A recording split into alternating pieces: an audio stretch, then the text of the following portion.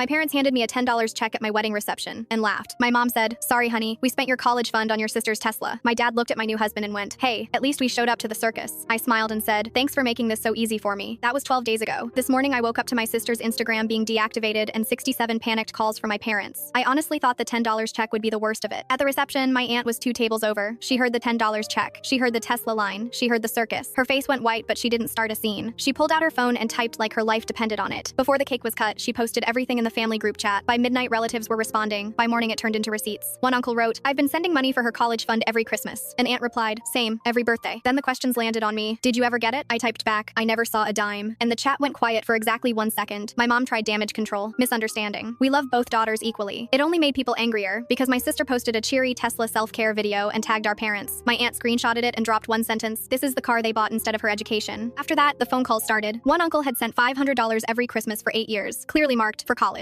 Another relative had kept every card, every envelope, every memo line. My parents couldn't explain any of it without tripping over their own lies. Day 6, I got a letter from my grandmother's estate lawyer. Grandma left me $35,000 for college, and my parents were trustees because I was 19. I didn't even know it existed. I sat on my couch staring at the page while my husband held my hand like he was keeping me from floating away. When my dad called, he didn't apologize. He begged, "Sweetheart, the family is threatening our business. Just tell them to stop." I said, "When were you going to tell me about grandma's money?" Silence. Then, "Don't be smart with me." 2 days later, my sister showed up on my porch at 7 a.m. She looked wrecked. She whispered, "I didn't ask for the Tesla." Then she dropped the twist. Our parents didn't buy it. They leased it in her name, forged her signature, and the payments were $1,100 a month. While she was crying, my dad's car rolled into my driveway, and in the passenger seat was my sister's ex, the one who just moved years ago and vanished. He got out holding his phone up. "I have recordings," he said. My dad went red. "We can talk privately." The ex didn't even blink. "You tried to bribe me to stay quiet." Inside my living room, we listened. It was my parents, on tape, coaching him through fake documents and a fake income form. Then my mom's voice, calm and casual. "Once she has this lease in her name, she'll never move out. She'll need us." My sister covered her mouth, and my husband just stared at the wall. The next day, we met a lawyer. She gave it a name: conversion, breach of fiduciary duty, maybe fraud. We did conservative math and landed around $87,000. I emailed my parents one thing, an itemized list titled, "What you owe me." They didn't reply, so I figured we'd be seeing them soon. This is the part that still feels like slow motion. First, tires screeched into my driveway. Then fists slammed my front door. Next, my mom shrieked about family and gratitude. Then my dad started kicking the door. After that, my husband stepped in front of the door. I lifted my phone and kept recording. 6 minutes later, 2 officers told them to leave. Once the family saw the recordings and the paper trail, the mask fell off. Contracts got pulled, friends stopped answering, and the bills finally caught up. Someone dug through old statements and found years of casino withdrawals. Turns out they weren't successful. They were just stealing and gambling to keep their image alive. 2 weeks later, their house went into foreclosure, and I drove past during the auction by pure accident. My dad spotted my car and marched over like he still had authority. "Are you happy now?" he spit. I rolled my window down a crack. "You didn't make mistakes," I said. "You committed crimes. There's a difference." He grabbed my door handle. I hit lock, and I drove away. So yeah, that $10 check was the best gift they ever gave me. It forced the truth into daylight. What would you do in my place? Press charges, cut them off forever, or both?